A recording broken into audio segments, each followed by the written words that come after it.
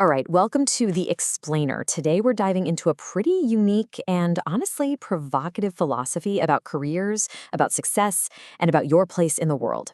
This is a viewpoint that really pushes back against that whole follow your dream story we hear all the time, especially when it comes to starting a business. Okay, so let's just jump right in with a statement that basically blows up the whole hustle culture thing. A 100% guarantee of failure. I mean, wow, that is an incredibly bold claim, right? But this isn't just about shock value. There's a whole system of thought, a deep philosophy behind this warning. So, to really wrap our heads around that statement, here's our game plan.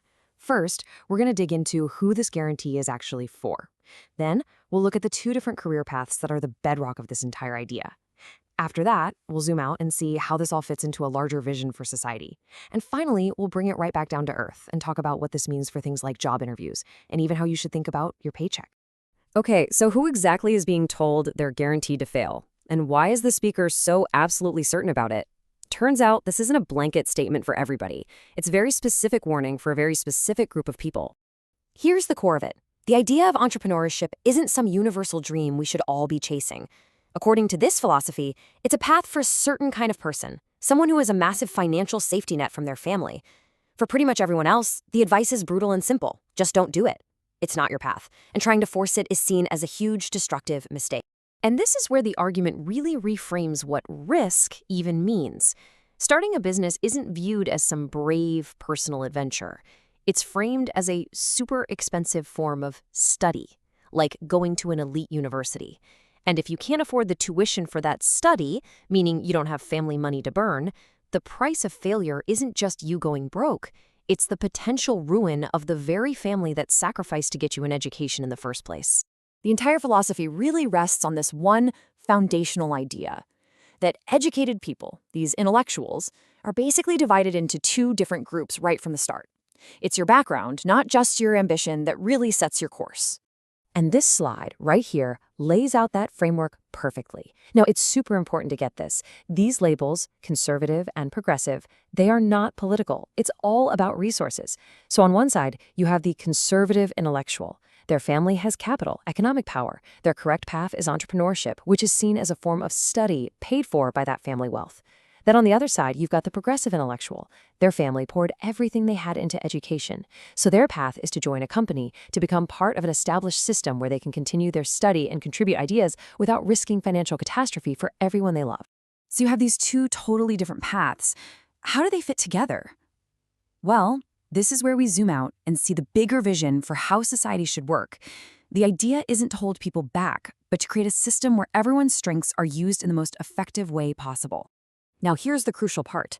These two groups are not in conflict. They're actually like two essential gears in the same machine. The progressive intellectual, the one working inside a company, is the idea generator. They come up with the brilliant new concepts. Then, the conservative intellectual, with their access to money, comes in to fund those ideas and test them in the real world. It's meant to be a symbiotic relationship. One provides the blueprints, the other provides the bricks and mortar. And when not works, well, that's how you build a prosperous society. Okay, so if we accept this worldview, it totally follows that the way we hire people has to change. I mean, it has to change dramatically. If your role in society is kind of predetermined, then what a company looks for in a person has to shift too. The argument here is that old school interviews are just obsolete. Why? Because they test you on stuff you memorized. And let's be real, a computer is 1,000 times better at that than any of us will ever be. So the interview of the future completely flips the script. It doesn't care what you know, it cares how you think. It's designed to dig into your core philosophy, your sasang, that one uniquely human thing a computer can't replicate. The central question is no longer, what can you do for our bottom line? It's, how does your personal mission fit with our vision for helping humanity? And that's the key question.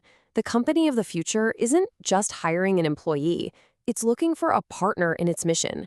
They want people who are already thinking about their contribution to the world, because the belief is that a company focused on doing good for humanity will naturally become a respected and ultimately a successful business.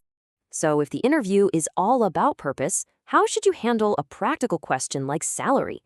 This philosophy suggests a pretty radical departure from how we normally negotiate pay. Now, I know what you're probably thinking. That sounds incredibly passive, maybe even weak. But in this framework, it's framed as the ultimate power move. It's a statement of pure confidence in what you bring to the table. You're basically saying, my focus is on creating value here. I trust that you're a fair system that will see that value and reward it. Demanding a huge salary before you've proven anything, from this point of view, just shows your priorities are all wrong.